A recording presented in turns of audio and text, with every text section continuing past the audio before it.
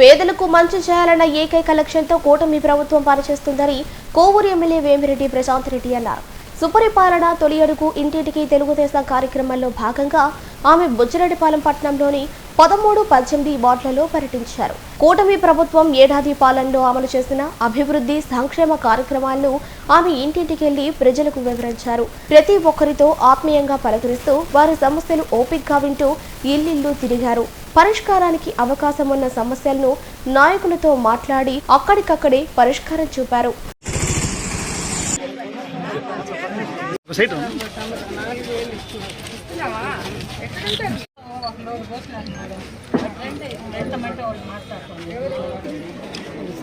ఇల్లుందా పిల్లలు ఉన్నారా?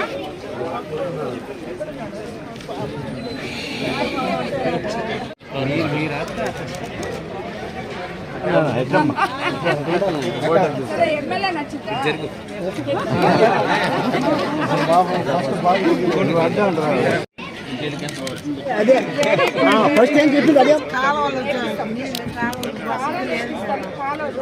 సుపరిపాలనలో తొలి అడుగు కార్యక్రమంలో భాగంగా 13-18 వార్డులు బుచ్చిరెడ్డిపాలెం మున్సిపల్ కార్పొరేషన్ కి రావడం జరిగింది.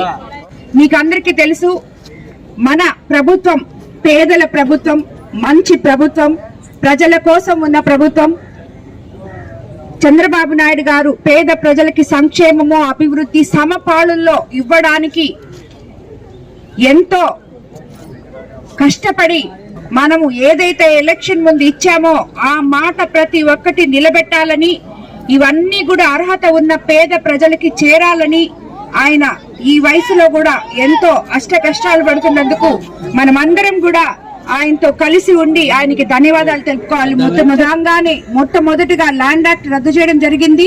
తల్లికి వందనం ఏ రకంగా అయితే ఇచ్చారో అలాగే మన విద్యాశాఖ మంత్రి లోకేష్ బాబు గారు స్కూళ్ళని సంస్కరణలు తీసుకొచ్చి ఒక క్లాస్ కి ఒకే టీచర్ అనే కాన్సెప్ట్ తో సర్వేపల్లి రాధాకృష్ణ కిట్లతో అత్యంత నాణ్యమైన డొక్కాసీదమ్మ పథకంలో భాగంగా భోజనం ఇస్తూ వాళ్ళ చిన్న పిల్లల భవిష్యత్తుకి దారులు వేసుకుంటూ మనం ముందుకెళ్తున్నాం.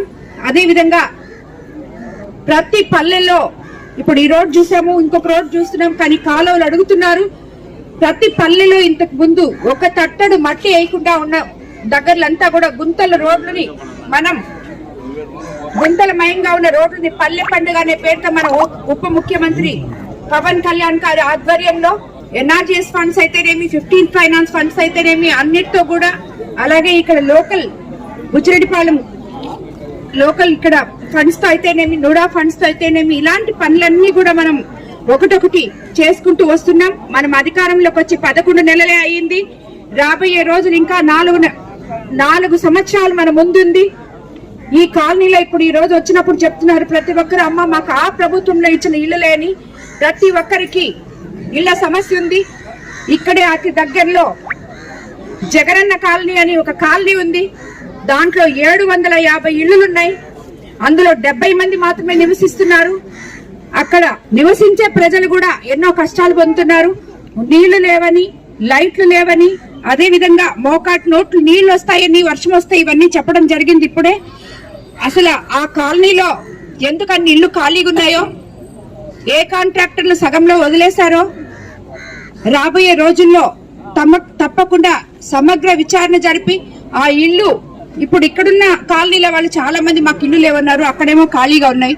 సో ఎవరికి ఆ ఇల్లు అర్హులో వాళ్ళందరికీ కూడా ఇల్లు వచ్చేటట్టు రాబోయే రోజుల్లో మన ప్రభుత్వం చంద్రబాబు నాయుడు గారితో మాట్లాడి ఇది ముందుకు తీసుకెళ్తానని చెప్పి మీకు అందరికీ మాటిస్తున్నాను. అదే విధంగా ఆ కాలనీలో ఇమీడియట్ గా మీకు నీళ్లు పైప్ లైన్ వచ్చే లోపల వారానికి ఒక 2 వాటర్ ట్యాంకులు పంపిస్తాం.